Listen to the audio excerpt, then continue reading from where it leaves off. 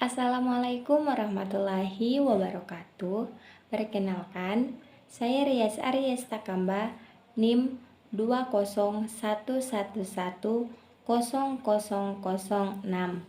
Prodi S1 Kebidanan Universitas Muhammadiyah Gresik. Baiklah, di sini saya akan menjelaskan ragam dan laras bahasa Indonesia, lisan dan tulisan. Yang pertama, pengertian ragam bahasa Indonesia. Menurut Beckham 1990 mengemukakan bahwa ragam bahasa adalah sebuah variasi bahasa menurut pemakaiannya yang berbeda-beda menurut topik yang dibicarakan, menurut hubungan pembicara, kawan bicara, orang yang dibicarakan, dan menurut medium pembicara.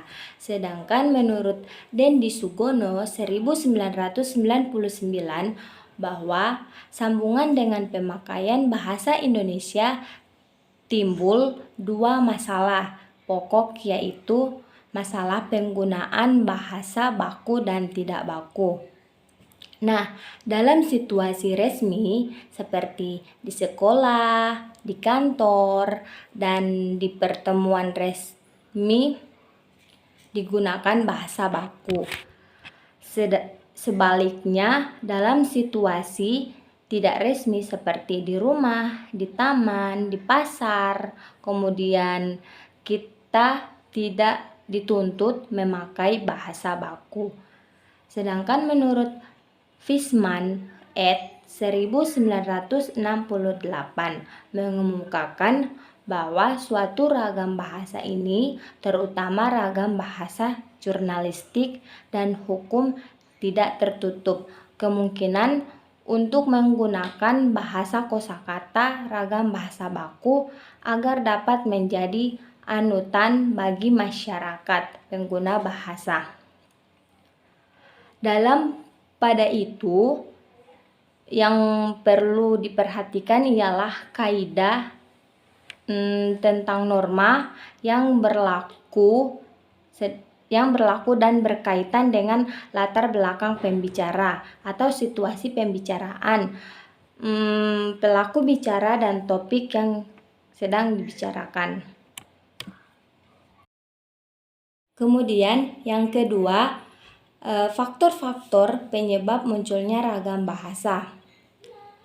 Dalam bahasa Indonesia merupakan salah satu varian bahasa Melayu yang digunakan sebagai lingua franca di Nusantara. Kemungkinan sejak abad-abad awal penanggalan modern. Pada kerajaan Sriwijaya dari abad ke-7 dapat diketahui memakai bahasa Melayu atau bahasa Melayu kuno sebagai kenegaraan. Di sini ada beberapa faktor utama yang muncul ragam bahasa dapat dikemukakan sebagai berikut. Yang pertama, A. Stratifikasi sosial masyarakat, B. Pendidikan, kemudian C. Usia, dan D. Jenis kelamin, E. Kelompok sosial, dan yang terakhir F. Spesifikasi ilmu atau pekerjaan. Yang ketiga, ragam bahasa. Keragaman bahasa bergantung pada perspektif yang dapat digunakan untuk melihat fenomena kebahasaan yang berkembang di masyarakat.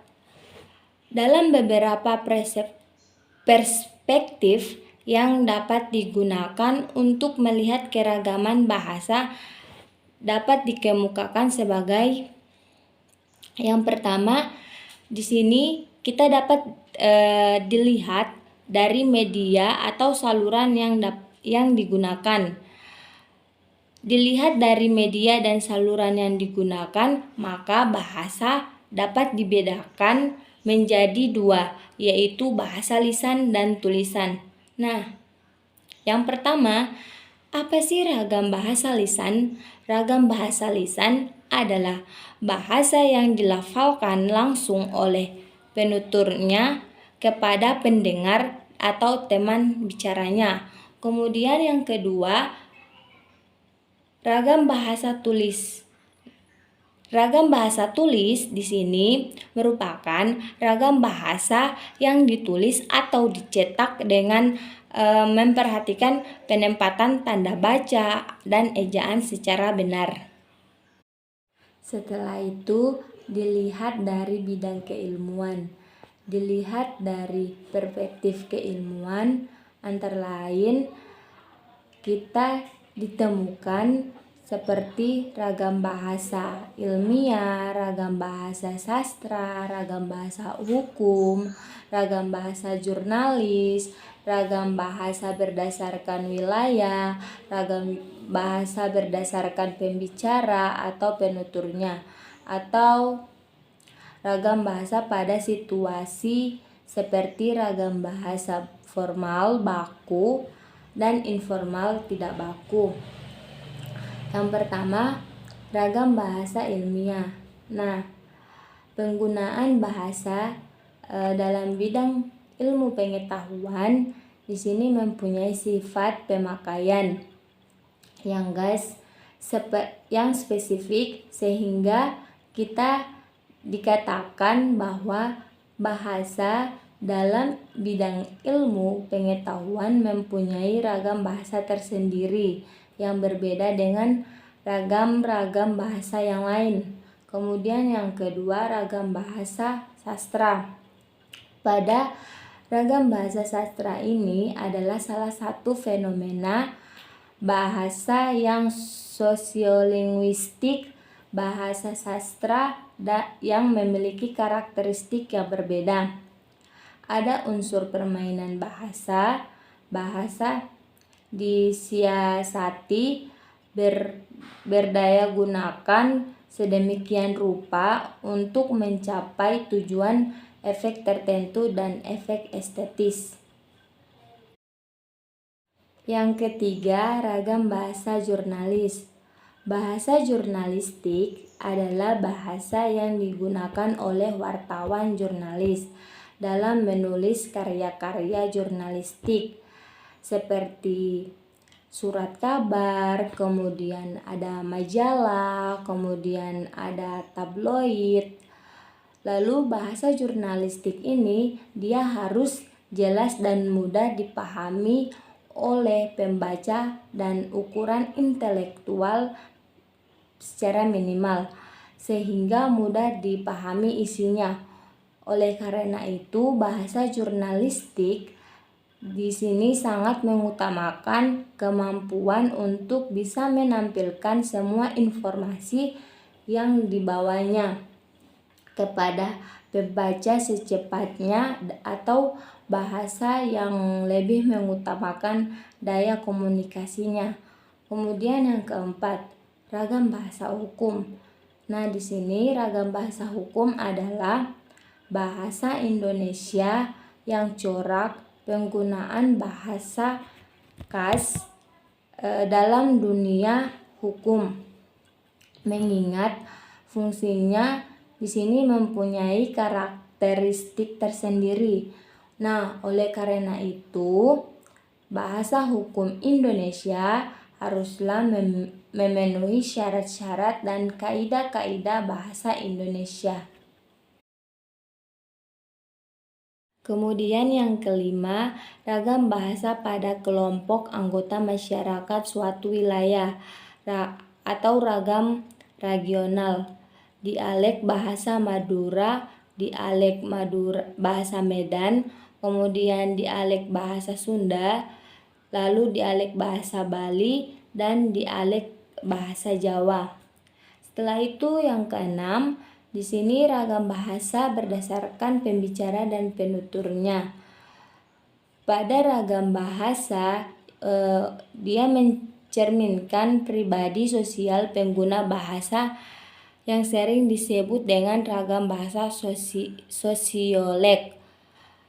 Pada ragam bahasa sosial atau pada kelompok anggota masyarakat suatu golongan sosial yang berpendidikan tinggi tertentu, dia berbeda ragam dalam pemakaian bahasa dengan orang yang kurang berpendidikan. Ragam bahasa orang akademisi berbeda dengan ragam bahasa orang jalanan. Lalu yang ketujuh, ragam bahasa pada situasi seperti ragam bahasa formal atau baku dan informal tidak baku. Pada berdasarkan situasi pemakaiannya, ragam terdiri dari 3 bagian, yaitu ragam bahasa formal dan ragam bahasa semiformal dan ragam bahasa nonformal. Setiap ragam bahasa dari sudut pandang yang lain dan berbagai jenis laras bahasa diidentifikasi ke dalam situasi pemakaiannya. Kemudian pengertian laras bahasa. Yang pertama, menurut Urey dan Ellis 1977 menganggap bahwa laras bahasa ini sebagai pola bahasa yang lazim dan dapat digunakan untuk mengikuti keadaan tertentu. Nah, hal ini dapat bermakna pada suatu situasi akan menentukan bentuk bahasa yang dapat digunakan oleh pengguna bahasa itu dan pemilihannya berdasarkan konvensi sosial masing-masing. Kemudian yang kedua, Reid 1956 menyatakan bahwa seseorang penutur dalam situasi berbeda-beda akan menggunakan laras mengikuti situasi sosial yang berlainan, yaitu istilah teknik untuk menyatakan perlakuan bahasa atau linguistic behavior seseorang individu. Setelah itu, jenis laras bahasa. Jenis laras bahasa di sini terbagi menjadi 2. Yang pertama, laras bahasa biasa, dan yang kedua, laras bahasa khusus. Baiklah, di sini saya akan menjelaskan laras bahasa itu bagaimana dan laras bahasa khusus itu bagaimana. Yang pertama, laras bahasa biasa adalah laras bahasa yang sering ditemukan dan digunakan oleh masyarakat luas.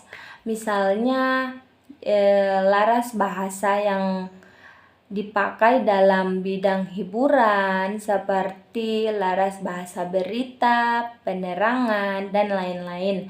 Sedangkan laras bahasa khusus adalah laras bahasa yang dapat digunakan dalam pemakaian khusus, yaitu laras bahasa ilmiah yang dipakai dalam penulisan laporan ilmiah dan lain-lain. Baiklah, itulah hasil penjelasan dari saya. Apabila ada kurangnya dari saya mohon maaf. Wabillahi taufik wal hidayah. Wassalamualaikum warahmatullahi wabarakatuh. Terima kasih.